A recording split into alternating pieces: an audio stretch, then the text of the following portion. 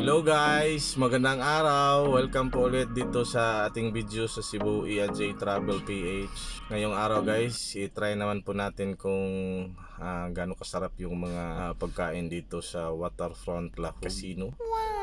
Dito po tayo ngayon sa Waterfront guys para mag-breakfast. Ang tigas naman itong tinapay nila tadtarin guys. So habang pumipili po ako ng pagkain dyan guys, parang nagdadalawang isip ako kung kukuha ba ko ng tinapay o hindi.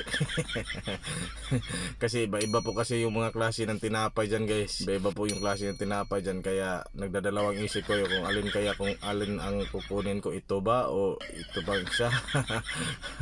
parang first time po kasi guys first time na masubukan po yung breakfast na ganito ka social. Ito yung mga breakfast ng mga sosyalan guys. Sosyalan. Naghang pa yung cellphone ko. Yan guys, so ganyan guys.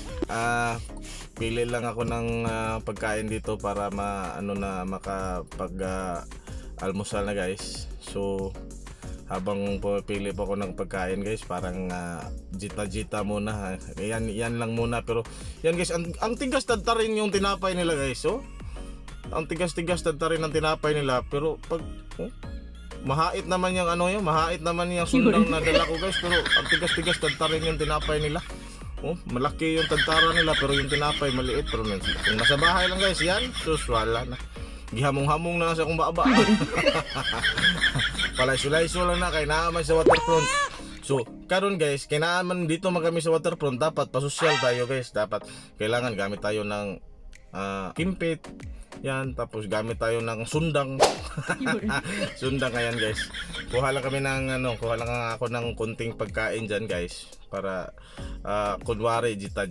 Kasi may kamera pero pag wala kamera guys, ayan, yan lahat guys. Lahat ng yan guys. Lahat yan guys. Walang diet muna ngayon guys. Kasi first time na po natin dito makakain sa Waterfront Lahog. Yan, masarap yan guys. Lami kayo na siya guys. So yan, habang pumipili ako ng pagkain dyan, masarap yung mga nila dito guys. Masarap yung mga pagkain nila dito. Iba't ibang klase yung mga dessert, yung mga tinapay, yung mga puto bungbong pa, may mga sikwati, tsaka may kape. May din dito guys, baka gusto niyo ng fried rice na mais guys. May fried rice na mais dito. May juice. O kaya pili lang kayo guys kung yung pork stick na baka. Meron po dito guys, masarap yan. Yan, kuha ng maha blanca, tapos kunting puto. Nagdalawang isip ako kung anong gusto kong kainin dyan guys. Parang pangatlong balik ko na ata to guys. Ang sarap nito, lami nito guys. So kain muna tayo guys habang wala pa tayong habang hindi pa tayo busy. Breakfast muna tayo ngayon para maya pag busy na tayo, may lakas tayo mag-drive mamaya. May lakas tayo magmaneho ng sasakyan. Ayan guys, breakfast muna tayo guys. Yan yung breakfast ng mga sosyalan guys. Sa Waterfront sila magbe-breakfast.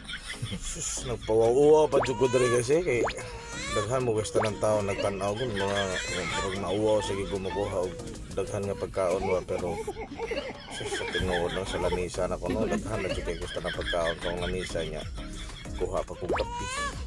Bitaw guys kanang in behalf of Cebu E&J Travel PH, I would like to say thank you to Father Bong and Sir Danny for giving me this opportunity today nga makapag breakfast dito sa Waterfront Hotel and Casino, and experience yung gaano kasarap yung breakfast dito guys. Thank you very much. Until next video guys, see you.